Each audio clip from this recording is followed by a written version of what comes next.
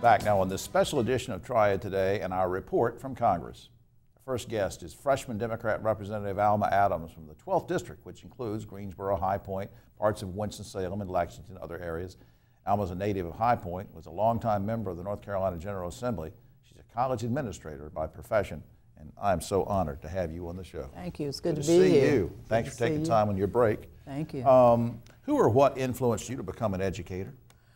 Well, I had some good teachers along the way, but I also had some teachers that I thought could have done a better job, and I always wanted to work with young people and do the very best job and be the best teacher I could be. And I started very early, probably 10, 11 years old.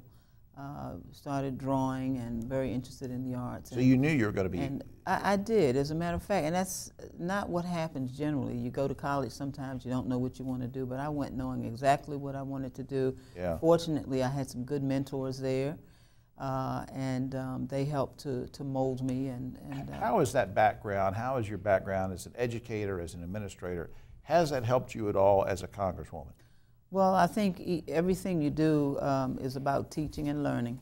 And so even though we have Congress people from all parts of our nation, from every state, they don't know a lot about my state, many of them, unless they're from my state. I don't know a lot about theirs. So it's an opportunity for us to exchange ideas, to talk a little bit about the needs of our respective areas. So, you know, teaching and listening and sharing information has been a part of the teaching that I've done over the years.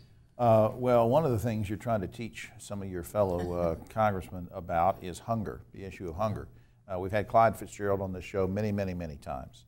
And I know that you have, I'm so proud of what you're doing because you've taken up the banner on this hunger issue. The Triad ranks as one of the worst areas in the country for hunger, and especially among childhood hunger too. You're pushing for an emergency food bank. Now, how exactly would that work? Well, I think we do have hunger in our community right now is at an emergency status. We've seen the report that came out that put North Carolina at the top of the list with 3 other states, and this particular district, the 12th district, it has been featured as a district where hunger is very prevalent here. The Triad, it mentions specifically Greensboro, Winston-Salem, and High Point as 3 cities that really have issues with lack of food. And so I think we do need some emergency things in place that will provide food for people right now when they need it. Well, absolutely. I think the federal government can do a lot in that regard. We're dealing with, in the Agriculture Committee right now, under the Subcommittee on Nutrition, various programs that will help put food back in the community, SNAP for children and so forth. Right.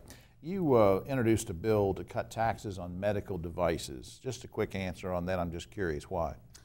Well, because you know, health is something, good health care is something that everybody needs, and of course, those individuals, those businesses that provide that, who have to buy the medical devices that go into hospitals and doctors' offices and so forth, are really they're sort of life-saving devices, and if businesses can't afford them, then it creates a problem. And then if they have to purchase at a high cost, and that's passed on to consumers, and so nobody wins there. So this is a win-win situation.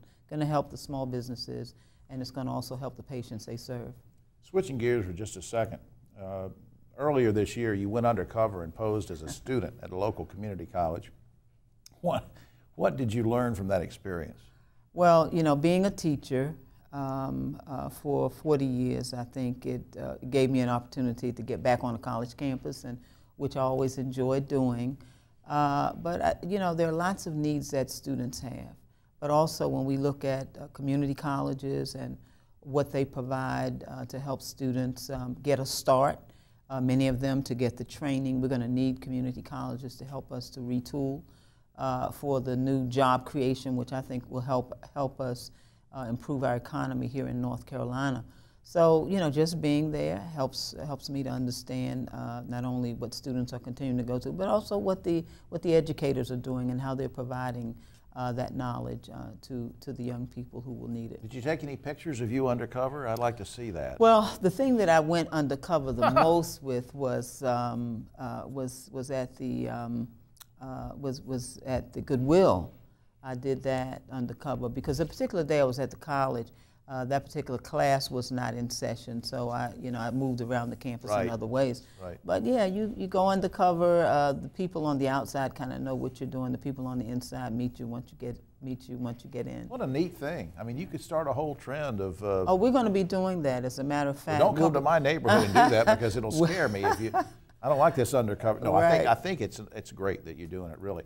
We're going to take a quick break and come back with Congresswoman Alma Adams in just a second. We'll talk about some more important issues. We'll be right back.